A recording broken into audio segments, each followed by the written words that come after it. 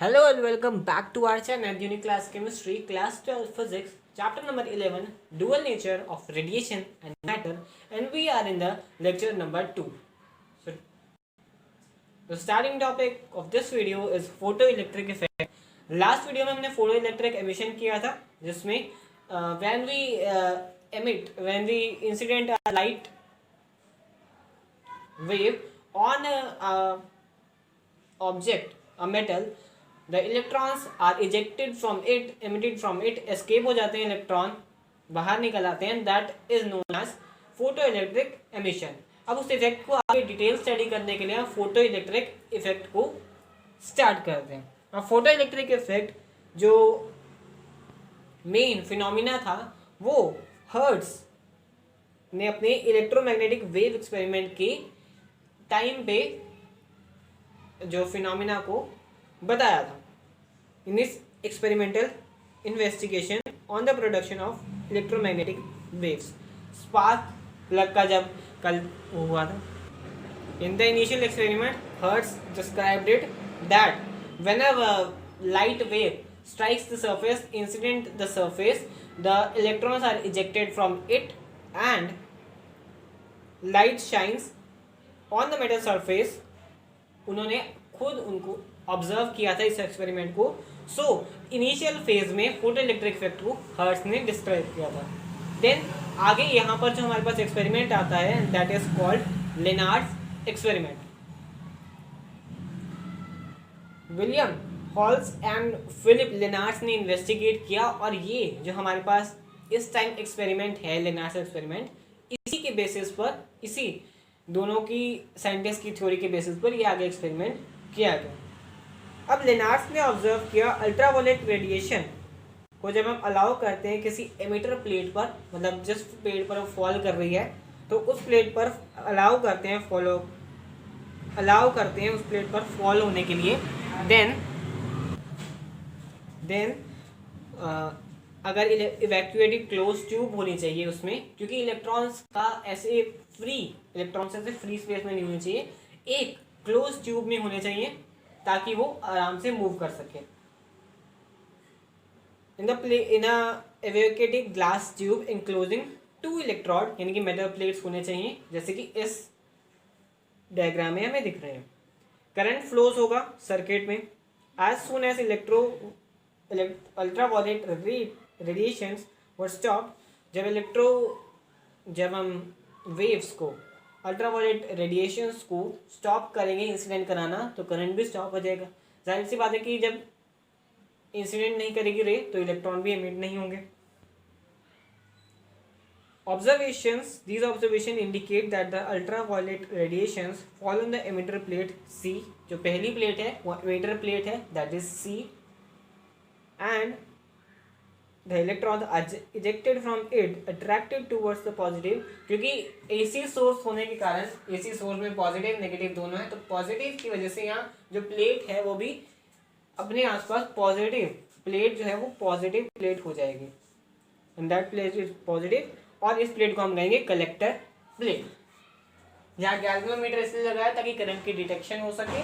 This plate is photosensitive plate, यानी कि जो मिनिमम फ्रीक्वेंसी की लाइट भी है उसको भी ये उसमें से भी इलेक्ट्रॉन्स को, मतलब अगर मिनिमम से मिनिमम, यानी कि मिनिमम से मिनिमम जो फ्रीक्वेंसी की लाइट है that is threshold frequency which is responsible for the emit of the electron. तो ये फोटोसेंसिटिव प्लेट है that is responsible for the ejection of electron. सो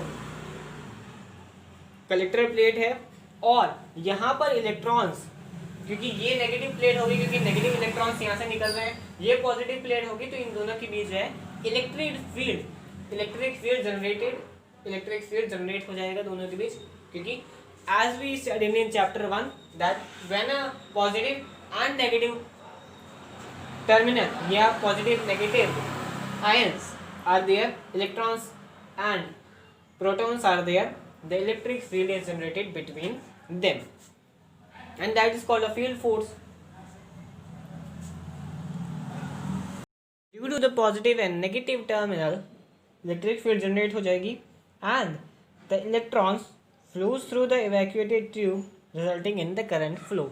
अब जो इलेक्ट्रॉन इमिट होंगे वो पॉजिटिव प्लेट की वजह से इस प्लेट की तरफ अट्रैक्ट होंगे and then the flow of electron result in the current generation, and the current generate in this circuit is known as the photoelectric current. जो current generate होगा उसको हम कहेंगे photoelectric current.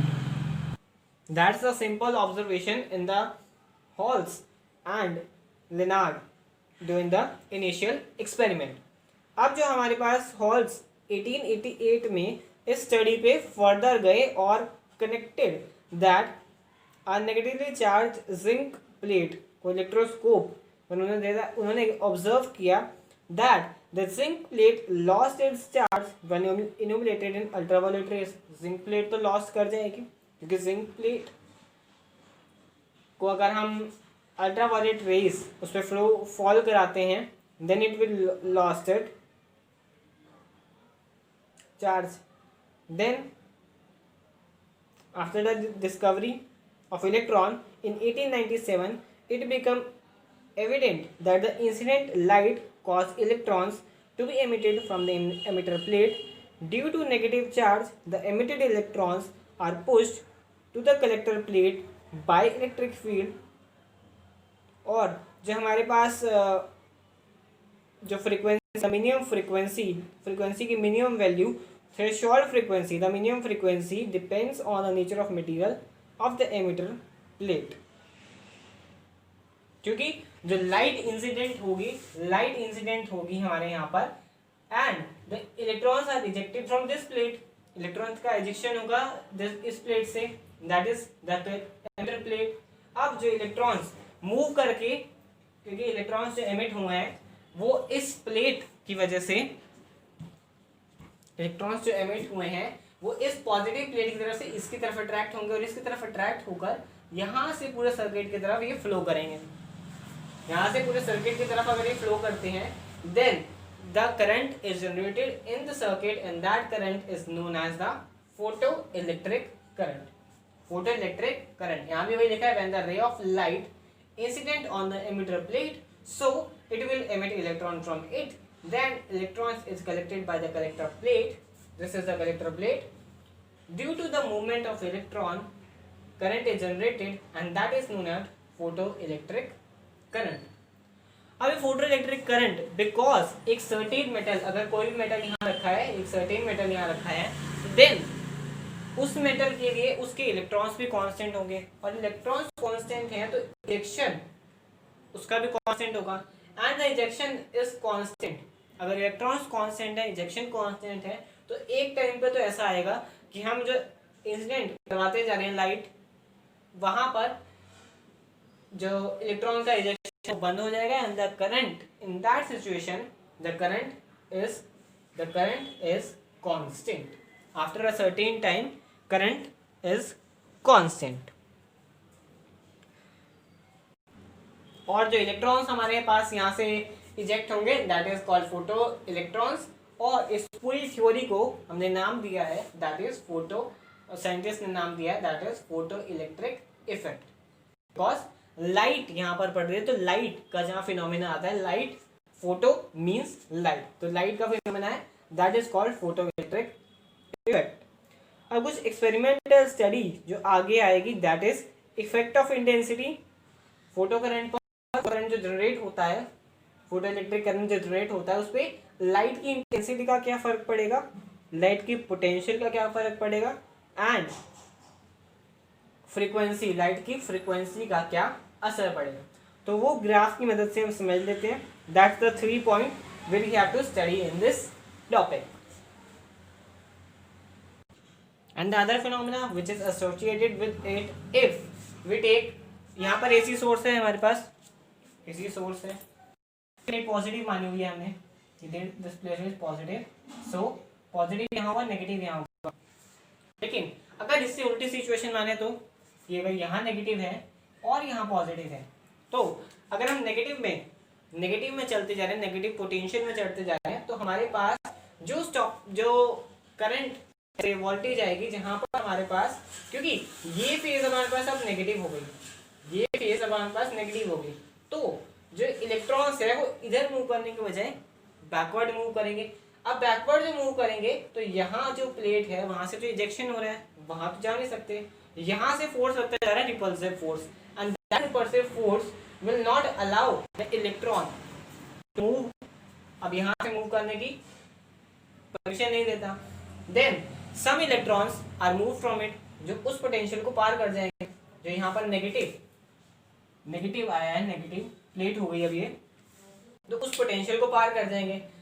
somehow we will see some current in the galvanometer deflection, कुछ दिखेगी, क्योंकि जब इस प्लेट को, इस AC सोर्स को हम पॉजिटिव या इसको, तो यहाँ पर हमारे पास AC सोर्स जो था अब उसको हमने रिवर्स किया।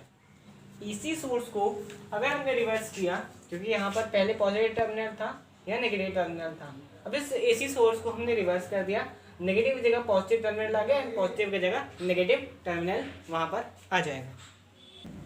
And if there is a negative terminal right there, so यहाँ पर जो इस प्लेट पर है वो नेगेटिव चार्ज एक्यूमुलेट होना स्टार्ट हो जाएगा हमारे पास। If the negative charge is at the terminal, this terminal पर नेगेटिव चार्ज है, तो इस प्लेट पर नेगेटिव चार्ज एक्यूमुलेट होना स्टार्ट हो जाएगा, और अगर नेगेटिव चार्ज एक्यूमुलेट होना स्टार्ट हो जाएगा दिस मीन्स यहाँ पॉजिटिव चार्ज एक्यूमुलेट होगा। अब जो रेडिएशन यहाँ पर स्ट्राइक करेगी, तो वो रेडिएशन जो इलेक्ट्रॉन्स, यानी कि negative electrons means negative charge particles को फ्लो करवाएगी यहाँ पर, क्योंकि ये एमिटर प्लेट है and this one is collector plate.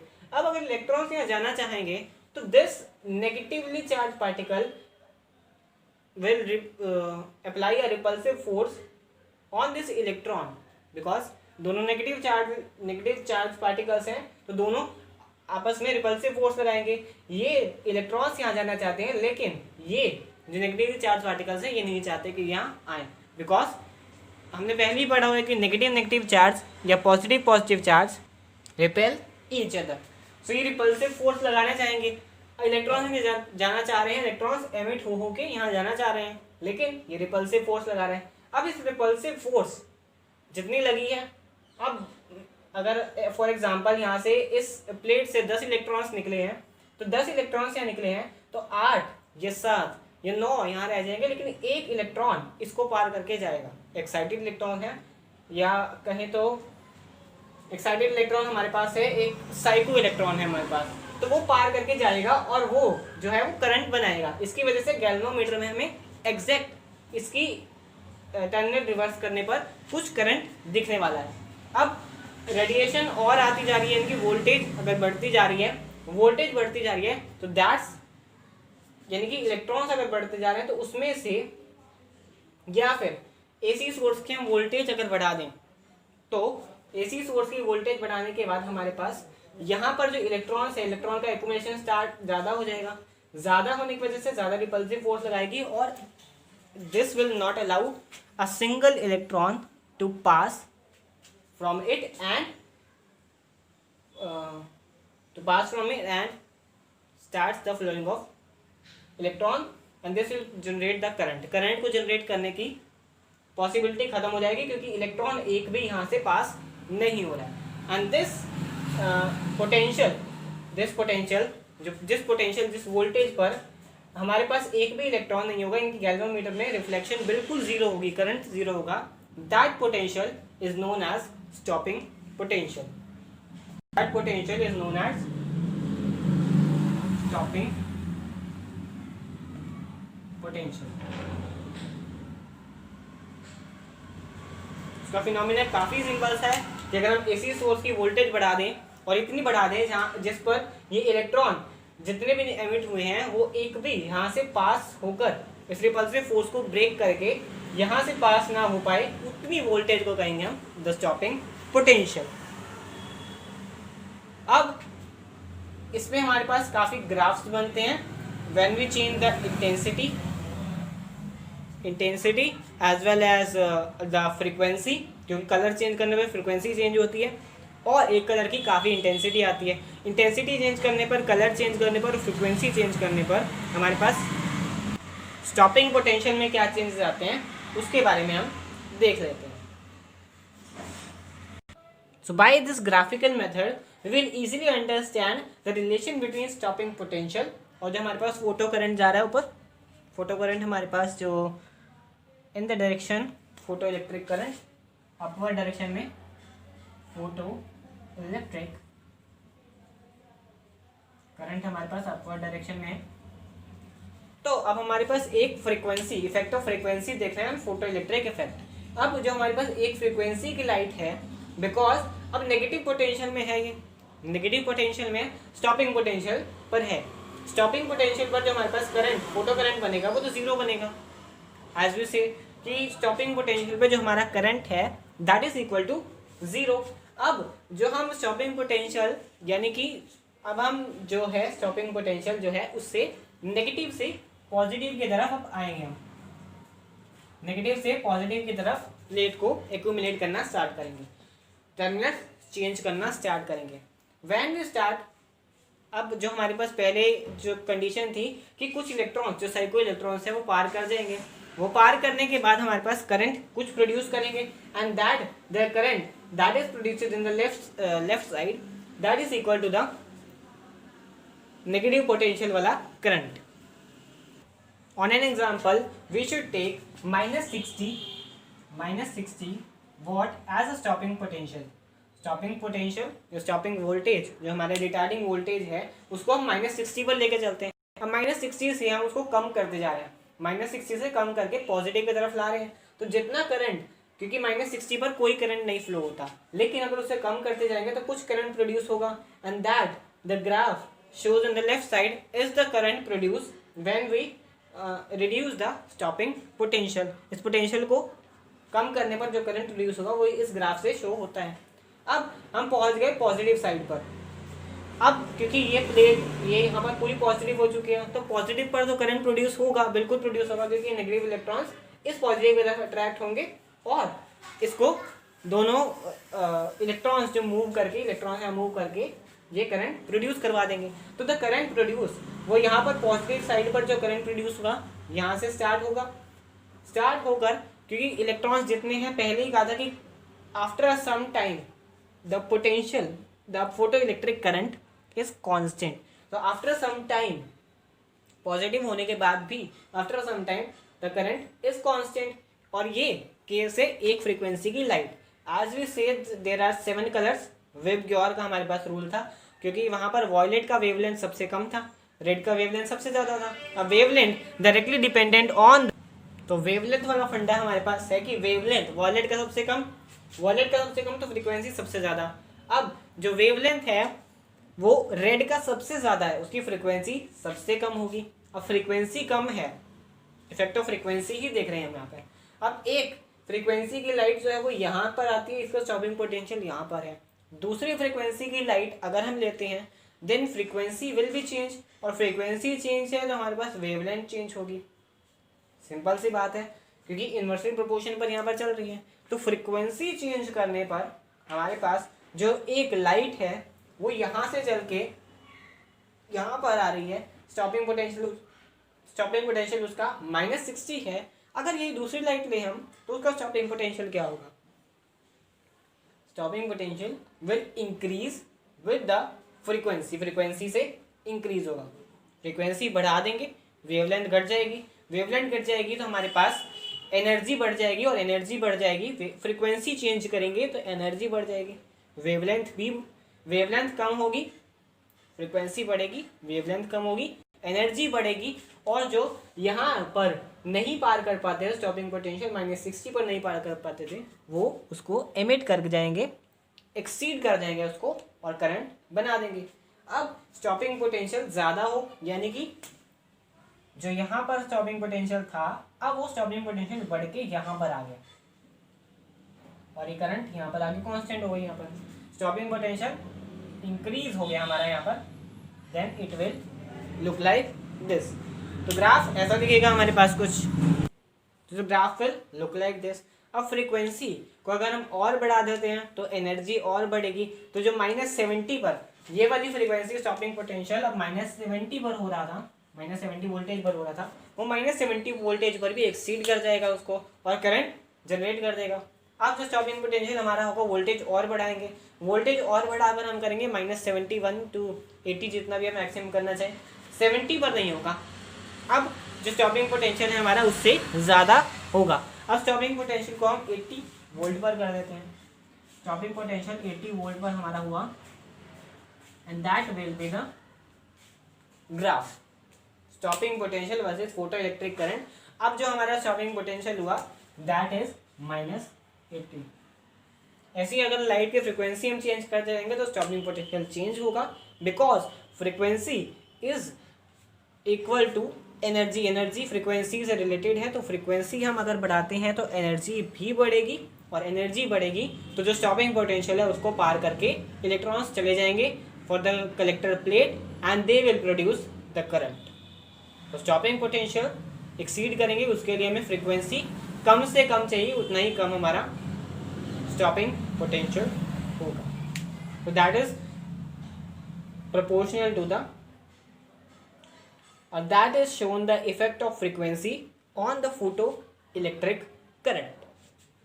Now let us look out the intensity of photoelectric current versus this graph. Photoelectric current और intensity में क्या relation है, let us look out on that. So now let us look out the intensity versus the photoelectric current. अब intensity अगर हम change करते हैं तो उसमें फोटो इलेक्ट्रिक करंट पर क्या असर पड़ता है। अब इंटेंसिटी एक लाइट की है, मान लीजिए रेड लाइट की है, रेड लाइट की इंटेंसिटी हमने 10 वाट का एक बल्ब लिया, 10 वाट का एक बल्ब लिया या 5 वोल्ट का एक बल्ब लिया, तो 5 वाट के एक बल्ब पे इंटेंसिटी जो हमारे पास आएगी लाइट की इंटेंसिटी, तो दैट्स द ग्राफ। अब उसमें रेड लाइट की इंटेंसिटी, रेड लाइट इस पर फॉल करेगी। अब जितनी इंटेंसिटी का ये कैपेसिटर प्लेट है, कलेक्ट हमारे पास एमिटर प्लेट है, वो एमिट करके इलेक्ट्रॉन्स भेज देगा। अब जो हमारे पास आने वाला है, अगर उसी रेड लाइट में हम दूसरी इंटेंसिटी लें, इंटेंसिटी 5 वाट, अब ले हम 15 वाट का बल्ब, तो 15 वाट के बल्ब में हमारे पास इंटेंसिटी बढ़ने वाली है, जाहिर सी बात है इंटेंसिटी बढ़ेगी, लेकिन स्टॉपिंग पोटेंशियल उसका वही रहेगा। ले लीजिए 30 वाट का बल्ब, 30 वाट के बल्ब में भी इंटेंसिटी लाइट की intensity will increase definitely, but stopping potential उसका वही रहेगा। क्यों? क्योंकि लाइट का कलर हम बदल नहीं रहे, लाइट कलर नहीं बदल रहे, तो लाइट का कलर नहीं बदल रहे, तो एक बात तो है कि फ्रीक्वेंसी नहीं चेंज होगी, वेवलेंथ नहीं चेंज होगी, एंड द एनर्जी जो उसमें एनर्जी फ्रीक्वेंसी के चेंज से आती थी वो एनर्जी ना बढ़ेगी ना घटेगी। फ्रीक्वेंसी कांस्टेंट है तो एनर्जी कांस्टेंट है, और एनर्जी कांस्टेंट है तो स्टॉपिंग पोटेंशियल भी constant. Stopping potential is constant because हमारे पास, क्योंकि सब सेम है, फ्रीक्वेंसी सेम है तो एनर्जी सेम है, एनर्जी सेम है तो यहाँ पर जो इलेक्ट्रॉन्स मूव करेंगे, इलेक्ट्रॉन्स जो मूव करेंगे वहाँ पर हमारे पास जो उनको स्टॉप करने के लिए जो ये नेगेटिव साइन है, रिपल्सिव फोर्स लगाने के लिए हमारे पास है, वो सेम ही है, सेम है, फ्रीक्वेंसी सेम है, एनर्जी सेम है। अब इनकी एनर्जी सेम है तो यहाँ की जो वॉल है, मान लीजिए वॉल है, तो उसको क्रॉस नहीं कर पाएंगे। तो जितने इलेक्ट्रॉन्स पहले क्रॉस कर रहे थे वो इंटेंसिटी बढ़ाने के बाद भी उतने ही इलेक्ट्रॉन क्रॉस कर पाएंगे। तो that means stopping potential constant है। स्टॉपिंग पोटेंशियल कांस्टेंट है तो हमारे पास अगर हम इंटेंसिटी बढ़ाते हैं तो वैसे भी इंटेंसिटी बढ़ जाएगी, तो स्टॉपिंग पोटेंशियल उसका लेकिन वही रहेगा। यानी कि यहाँ से अगर 5 वाट्स की लाइट आ रही है तो वो 5 वाट की लाइट जो इंटेंसिटी प्रोड्यूस करेगी वो इंटेंसिटी स्टॉपिंग पोटेंशियल पे असर नहीं डालेगी। अगर स्टॉपिंग पोटेंशियल वही है देन अगर जो दूसरी हमारे पास फ्रीक्वेंसी की लाइट आएगी, दूसरी इंटेंसिटी की लाइट आएगी, then this graph will be like this. और अगर तीसरी कोई इंटेंसिटी की लाइट आती है तो हमारे पास the graph will look like this, क्योंकि जो हमारे पास कलेक्शन ऑफ प्लेट, क्योंकि इंटेंसिटी बढ़ने से इलेक्ट्रॉन्स के ऊपर कोई असर नहीं आने वाला। The main reason behind that कि हमने कलर चेंज नहीं किया, तो फ्रीक्वेंसी चेंज नहीं की, और फ्रीक्वेंसी चेंज नहीं की तो एनर्जी चेंज नहीं हुई, क्योंकि एनर्जी जितनी लगाएंगे उतना स्टॉपिंग पोटेंशियल बढ़ेगा, बट एनर्जी कांस्टेंट कर देंगे तो स्टॉपिंग पोटेंशियल भी constant. As we look out that stopping potential तीनों का सेम है, यहाँ पर तीनों का सेम है। बट इंटेंसिटी इंक्रीज हो रही है। एज वी से कि इंटेंसिटी इसकी हम रखते हैं I1, इसकी रखेंगे I2 और ये होगी I3। Intensity of this I3 is greater than I2 is greater than I1। तो इंटेंसिटी में फर्क आएगा लेकिन स्टॉपिंग पोटेंशियल में फर्क नहीं आएगा।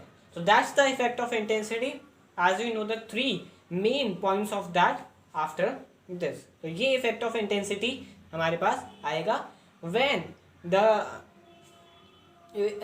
we increase or decrease the intensity of a wave that strikes on a photosensitive plate. And there are the three main topics you need to remember while dealing with the photoelectric effect, that the maximum kinetic energy of photoelectron की एक maximum kinetic energy होगी उनके पास, क्योंकि जो repulsive force लग रहा है उसके लिए मैक्सिमम काइनेटिक एनर्जी उनको चाहिए। वो वेरीज करेगी विद फ्रीक्वेंसी पर डिपेंडेंट रहेगी जो kinetic energy of photo electrons है फ्रीक्वेंसी पर, और वो होगी इंडिपेंडेंट ऑफ इंटेंसिटी, मतलब इंटेंसिटी पर वो नहीं डिपेंड करेगी, वो सिर्फ डिपेंड करेगी with the frequency of the radiation. जो रेडिएशन की फ्रीक्वेंसी है उसी पर काइनेटिक एनर्जी डिपेंड करेगी और उनके पास मैक्सिमम काइनेटिक एनर्जी होगी, क्योंकि जितने इलेक्ट्रॉन रिपल्सिव फोर्स को एक्सपीरियंस करते जा रहे हैं उतनी हमारे पास काइनेटिक एनर्जी बढ़ती जा रही है। Number 2 point is minimum frequency needed for emission V0 से इसको डिनोट करेंगे, उसको हम कहेंगे कट ऑफ फ्रीक्वेंसी और is directly called the threshold frequency.